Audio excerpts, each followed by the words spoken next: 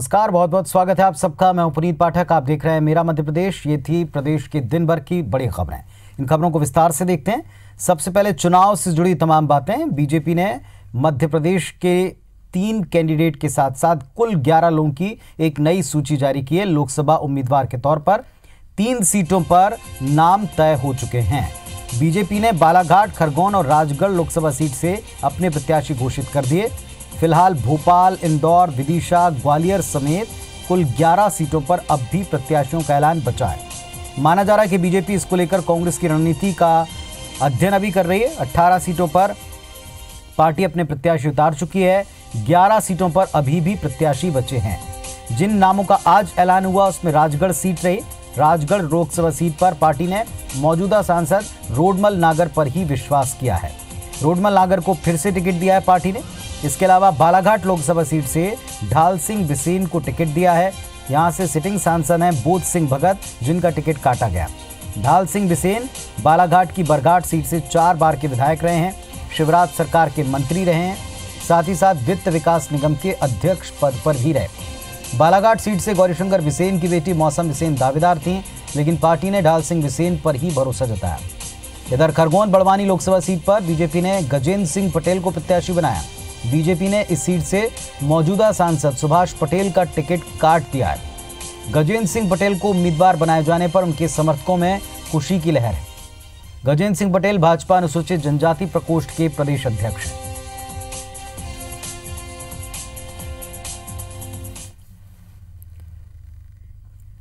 और बालाघाट सीट से बीजेपी प्रत्याशी के तौर पर ढाल सिंह बिसेन के नाम का ऐलान होने के बाद पूर्व मंत्री गौरीशंकर बिसेन ने बीजेपी की जीत का दावा किया। बिसेन ने ढाल सिंह को एक योग्य उम्मीदवार बताया। वहीं मौजूदा सांसद बोध सिंह भगत का टिकट कटने को उन्होंने पार्टी का अपना सर्वे और उसके आधार पर लिया फैसला बताया।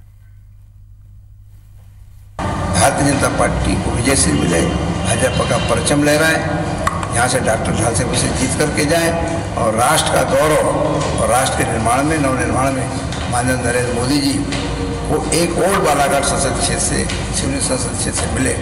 इस संकल्प के साथ हम अपना चुनाव अभियान प्रारंभ कर रहे हैं। इधर धार जिले की धर्मपुरी विधानसभा सीट से कांग्रेस के विधायक पांचीलाल मीणा नाराज चल रहे हैं। भोपाल पहुंचे और सीएम कमलनाथ को अपना इस्तीफा देने पर अड़ गए। दरअसल वो अपने क्षेत्र में शराब माफिया पर कार्रवाई न होने से दुखी हैं। ये विधायक का कहना है कि उन्होंने अपने क्षेत्र में एक स्कूल के पास बनी 2 शराब दुकानों को हटाने के लिए कार्यकर्ताओं के साथ बैठक की थी। अधिकारियों से इसकी शिकायत की, लेकिन उस पर कोई एक्शन नहीं हुआ। मीडिया के सामने विधायक जब अपनी नाराजगी जता रहे थे, तभी मंत्री बाला बच्चन और मंत्री प्रद्युम्न सिंह तोमर उनको लेने आ गए और विधायक मीणा को मीडिया के सामने ही अपने साथ खींच कर ले गए। बताया जा रहा है कि बाद में सीएम कमलनाथ ने पांचीलाल मीणा से अकेले में बात की, लेकिन बात नहीं बनी है। बाद में उन्हें अपने साथ सीएम हाउस ले गए। इधर मीणा प्रकरण के बहाने विपक्ष ने सरकार पर निशाना साधा। नेता प्रतिपक्ष गोपाल भार्गव ने प्रदेश में शराब माफियाओं के हावी होने का आरोप लगाया। कहा कि मीणा ने अपनी आत्मा की बात सुनी। व्यक्ति की गर्दन दबाकर उसे पकड़ा जा सकता है, लेकिन उसकी आत्मा को दबाया नहीं जा सकता। प्रदेश बीजेपी अध्यक्ष राकेश सिंह ने कहा कि सरकार की जनहित और विकास कार्यों में कोई रुचि नहीं है। सरकार तबादलों में लगी है, ठेकेदारों की सुन रही है। ये थाने के अंदर मुझे 4 घंटे तक रोक सकते हैं। ठेकेदारों के द्वारा मुझे बंधक बनाया गया। 4 घंटे तक थाने के अंदर घेर के रखा। उनकी महिलाएं और ठेकेदार नारे लगाते रहे, पर जिला प्रशासन ने उनके खिलाफ आज तक कोई कार्रवाई नहीं करी।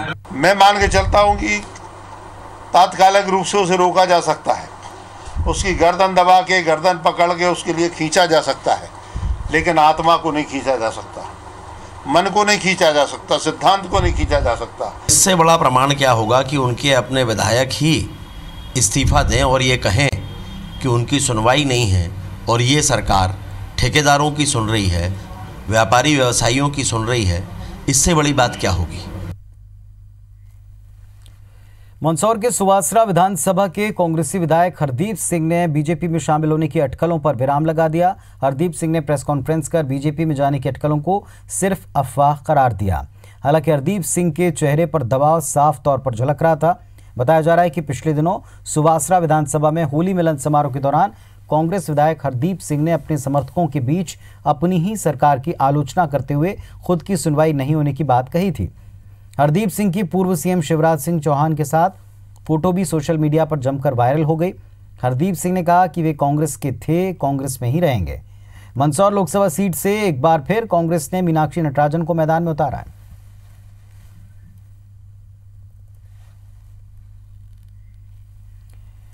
बीजेपी से अपने बेटे अभिषेक भार्गव का टिकट नहीं होने के बाद मध्य प्रदेश के नेता प्रतिपक्ष गोपाल भार्गव की टीस सामने आने लगी। उन्होंने देश की राजनीति पर चिंता जताते हुए कहा कि हालात ऐसे हो गए हैं कि जाति के आधार पर संख्या नहीं है तो उसे राजनीति करने का अधिकार नहीं दिया जा रहा। भार्गव ने कहा 70 साल में 70 गुना जातिवाद और अंग्रेजी भाषा बढ़ गए। भार्गव ने कांग्रेस को घेरा। उन्होंने कहा कांग्रेस में भी जाति के आधार पर टिकट बंटते हैं, जो कि गलत बात है। योग्यता के आधार पर टिकट दिए जाने चाहिए। भार्गव के इस बयान के बाद प्रदेश सरकार के सहकारिता मंत्री डॉक्टर गोविंद सिंह ने नेता प्रतिपक्ष गोपाल भार्गव को कांग्रेस ज्वाइन करने का खुला ऑफर दिया। उन्होंने कहा कि अभिषेक को टिकट न मिलना बीजेपी का निजी मामला है, लेकिन अगर गोपाल भार्गव बीजेपी में घुटन महसूस कर रहे हैं तो वो कांग्रेस ज्वाइन कर लें। कांग्रेस में उनका स्वागत भी होगा और सम्मान भी मिलेगा। कांग्रेस पर निशाना साधने को लेकर गोविंद सिंह ने कहा कि भार्गव क्या जातिगत राजनीति की बात करेंगे? वो खुद भी जाति को मानते हैं, आज तक अपने नाम के आगे पंडित लिखते हैं। मुझे बड़ा दुख होता, अफसोस होता है इस बात को देख के कि कांग्रेस पार्टी जो धर्मनिरपेक्षता की बात करती, जाति निरपेक्षता की बात करती है, अधिकांश टिकटें कांग्रेस पार्टी की जाति के आधार पर वो लोग दे रहे हैं। इसका अर्थ ये है कि उनकी जाति के बहुसंख्यक नहीं है, बहुमत नहीं है, ज़्यादा संख्या नहीं है, तो देश की राजनीति से बाहर ही हो जाएंगे। लोहिया जी से पद चिन्हों पर कितना सीखा, क्या ट्रेनिंग मिली, क्या स्वार्थ बस जाके भाजपा जैसी जातवादी पार्टी में चले गए। हम तो उनका स्वागत करेंगे। अगर उनका पार्टी में सम्मान नहीं है, तत्काल 1 मिनट छोड़ के चले आए। कांग्रेस पार्टी में उनका स्वागत है। सक्रिय राजनीति से दूर फिल्म अभिनेता गोविंदा एक बार फिर से पॉलिटिक्स में कमबैक करने के मूड में दिख रहे हैं। गोविंदा ने आज कमलनाथ से मंत्रालय जाकर मुलाकात की। बताया जा रहा है कि करीब आधे घंटे तक ये मुलाकात चली। गोविंदा और कमलनाथ की इस मुलाकात पर सियासी गलियारे में कयासों का दौर चल पड़ा। गोविंदा लोकसभा उम्मीदवार क्या हो सकते हैं, इसको लेकर कई कयास हैं, लेकिन खुद अपने बयान में गोविंदा ने राजनीति में दोबारा एंट्री से साफ इनकार किया। उन्होंने कहा कि वो अपनी किसी फिल्म के प्रोजेक्ट को लेकर मुख्यमंत्री से मिलने आए थे, उनको बधाई देने आए थे। गोविंदा और कमलनाथ की मुलाकात के बीच में इस बात की चर्चा तेज है कि कांग्रेस इंदौर लोकसभा सीट से कोई चर्चित चेहरा उतारना चाहती है, क्योंकि 29 साल से ये सीट भाजपा के कब्जे में रही। ऐसे में सीट पर उम्मीदवारी के लिए किसी सेलिब्रिटी से लेकर बड़े नेता के नाम की अटकलें हैं। पहले सलमान खान के नाम की चर्चा थी। राहुल द्रविड़ का इंदौर से नाता रहा है। गोविंदा से भी चर्चा हो सकती है। इसके अलावा ज्योतिरादित्य सिंधिया भी इंदौर में मोर्चा संभाल सकते हैं। हालांकि नामों को लेकर कांग्रेस नेताओं में अलग अलग राय भी सामने आई। लोक निर्माण मंत्री सज्जन सिंह वर्मा किसी भी फिल्मी कलाकार को चुनाव लड़ाने के विरोध में हैं।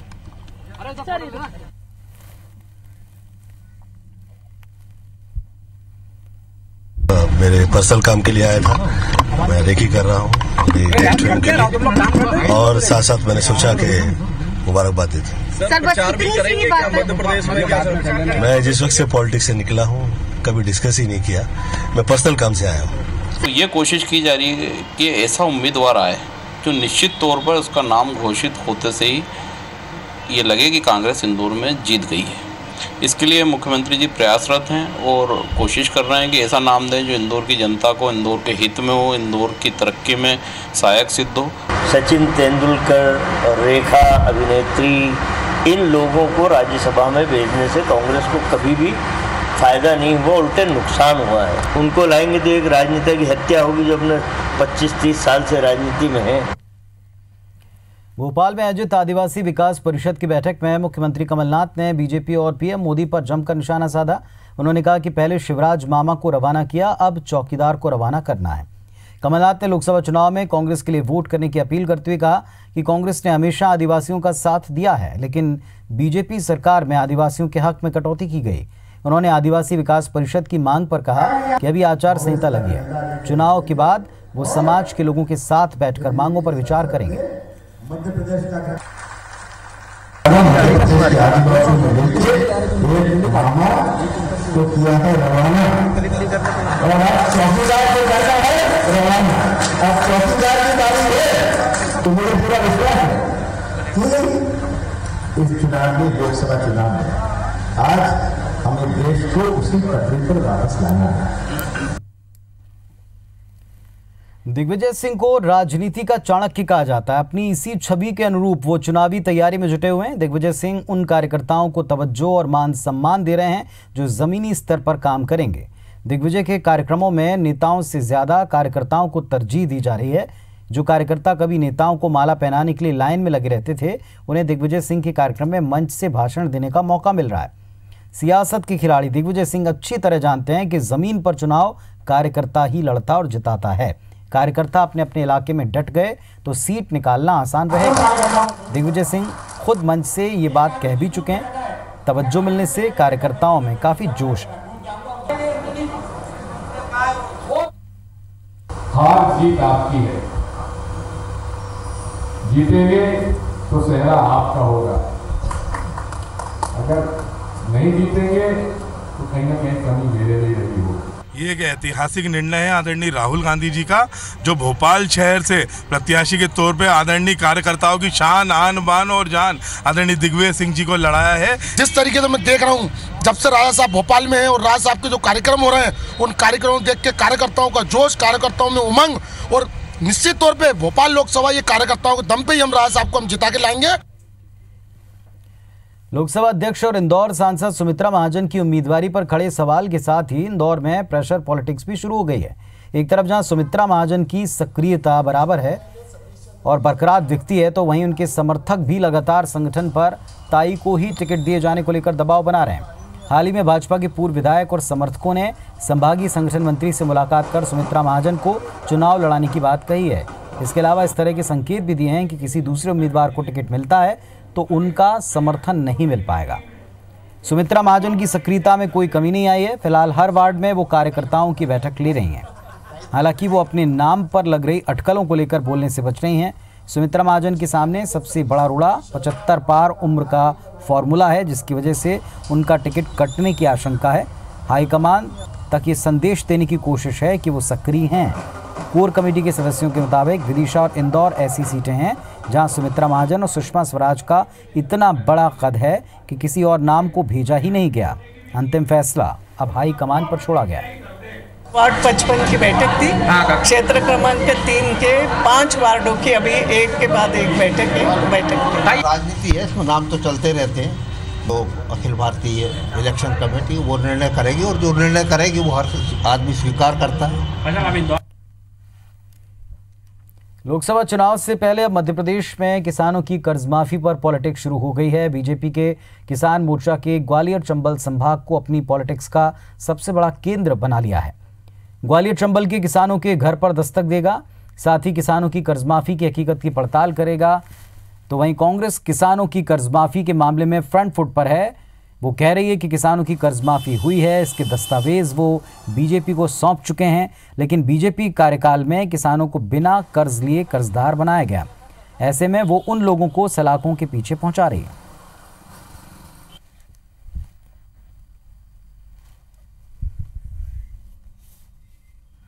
किसान ग्रामीण में बहुत ज़्यादा परेशान है। जिस प्रकार से कांग्रेस ने पूर्व में कहा था कि 2 लाख रुपए का कर्जा माफ़ करेंगे, आप ग्राउंड लेवल पर जाएंगे तो किसान आपको परेशान होता दिखेगा। किसान का कहीं भी 2 लाख रुपए का कर्जा माफ़ नहीं हुआ है। मैं तो उनको चैलेंज करता हूं, हमारी कांग्रेस पार्टी चैलेंज करती है कि हमारे पास जिन किसानों का कर्जा माफ़ हुआ है उनकी पूरी सूची है। किसानों के पास जाकर गांव में जिन किसानों का पैसा माफ़ हुआ है, हम वहां जाने को तैयार हैं। कांग्रेस की राष्ट्रीय महासचिव प्रियंका गांधी वाड्रा का रोड शो फैजाबाद के कुमारगंज से अयोध्या के हनुमानगढ़ी पहुंचा, जहां लोगों ने भव्य स्वागत किया। इस दौरान प्रियंका ने जनसभा के दौरान प्रधानमंत्री नरेंद्र मोदी और भाजपा सरकार पर निशाना साधा। प्रियंका ने कहा कि मोदी अमेरिका, चीन समेत पूरी दुनिया में हर जगह घूम आए, लेकिन उन्हें अपने लोकसभा क्षेत्र वाराणसी में जाने का वक्त नहीं मिला।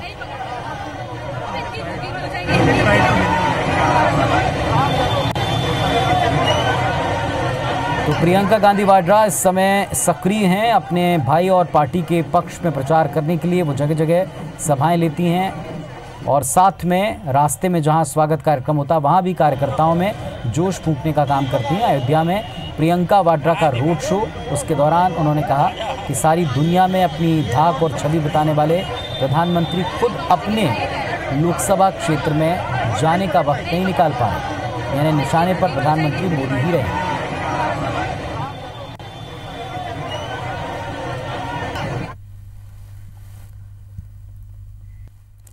बड़ी खबर दमोह से आ रही है। गेहूं की फसल में भीषण आग लग गई। आग से खेत में लगी हुई जो फसल थी वो पूरी तरह से जल चुकी। आग बुझाने में फायर ब्रिगेड जुटी हुई है। सिंग्रामपुर चौकी इलाके की घटना बताई जाती है। तस्वीरें आपके सामने हैं। दमोह में जो खेत में फसल थी उसमें भीषण आग लगी है। खेत में जो फसल रखी थी उसमें आग लगने से भारी नुकसान हुआ है। आग बुझाने में फायर ब्रिगेड की टीमें तैनात हैं। सिंग्रामपुर चौकी इलाके की घटना है।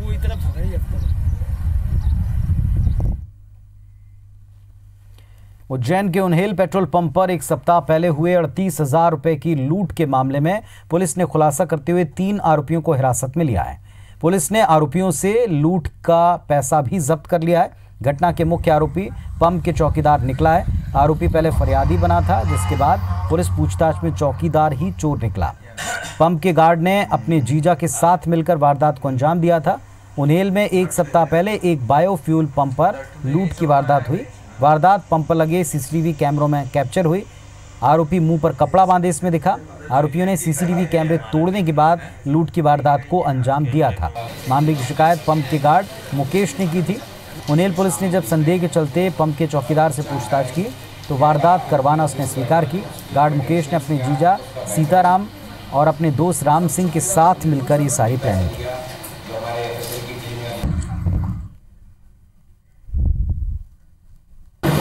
पुलिस द्वारा इसमें 2 आरोपियों को गिरफ्तार किया गया है। जो कैश लूटा गया था उसको भी बरामद किया है और इसमें अन्य भी पुलिस द्वारा साक्ष्य एकत्रित किए गए हैं, जिससे जो वहां पर सिक्योरिटी गार्ड लगा था उसी के द्वारा ये वारदात प्लान की गई और उसी के द्वारा वारदात को अंजाम दिया गया है। वर्तमान में एक अन्य आरोपी की भी पुलिस तलाश कर रही है।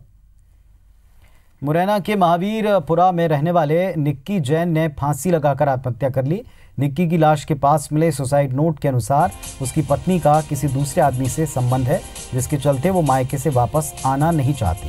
निक्की के मुताबिक उसकी सास भी उसे ब्लैकमेल कर रही थी, जिसके चलते निक्की ने यह कदम उठाया। पुलिस सुसाइड नोट के आधार पर जांच कर कार्रवाई की बात कह रही। पत्नी के 2 महीने से घर न आने से परेशान निक्की के इस कदम से उसका परिवार पूरी तरह से टूट चुका है। 2 साल पहले निक्की की शादी झारखंड के धनबाद में रहने वाली लड़की से हुई थी।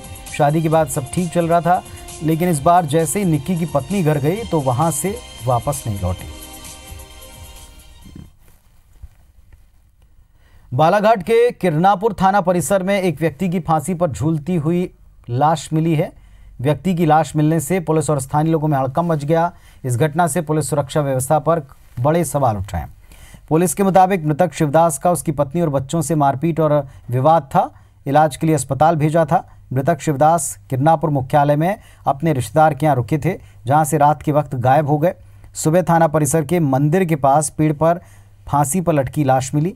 थाना परिसर में मामूली से पेड़ पर फांसी से लटकी लाश मिलने पर पुलिस सुरक्षा को लेकर कई तरह के सवाल उठ रहे हैं। हत्या और आत्महत्या के सवालों के बीच में पुलिस के आला अधिकारी मामले को आत्महत्या का मामला बता रहे हैं।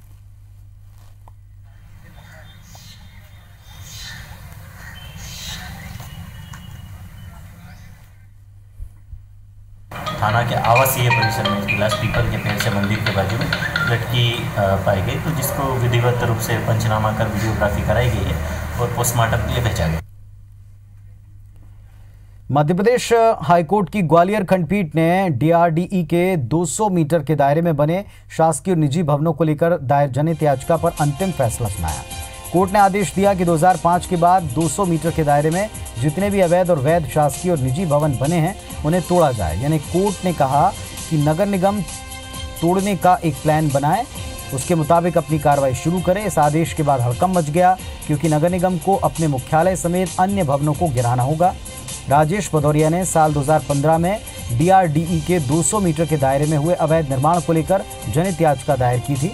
याचिकाकर्ता ने तर्क दिया कि 200 मीटर के दायरे में निर्माण प्रतिबंधित है, लेकिन बहुमंजिला भवन बनते जा रहे हैं, इससे डीआरडी की सुरक्षा को खतरा हो गया।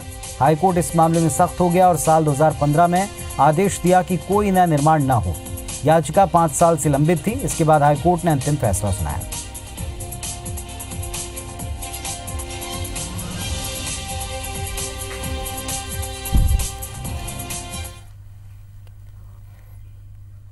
ग्वालियर की जीवाजी यूनिवर्सिटी में गलत तरीके से पीएचडी करने की शिकायत सामने आई है। दरअसल कश्मीर के पुलवामा से एक संस्था ने शिकायत की कि यूनिवर्सिटी के एमएलबी और केआरजी कॉलेज के कुछ छात्र पीएचडी कोर्स के दौरान नौकरी कर रहे हैं। इन छात्रों पर गड़बड़ी का आरोप है। शिकायत में अलग अलग विषयों के 33 छात्रों की शिकायत की गई, जिसमें बताया गया कि ये छात्र यूनिवर्सिटी में पीएचडी के कोर्स की वर्क कक्षाओं और रिसर्च वर्क के दौरान श्रीनगर और जम्मू में नौकरी कर रहे थे। शिकायत पत्र में उन शैक्षणिक संस्थाओं का नाम भी दिया जिनमें ये नौकरी कर रहे थे। वहीं शिकायती पत्र आने के बाद जीवाजी यूनिवर्सिटी के अफसरों ने गोपनीय तौर पर जांच शुरू कर दी।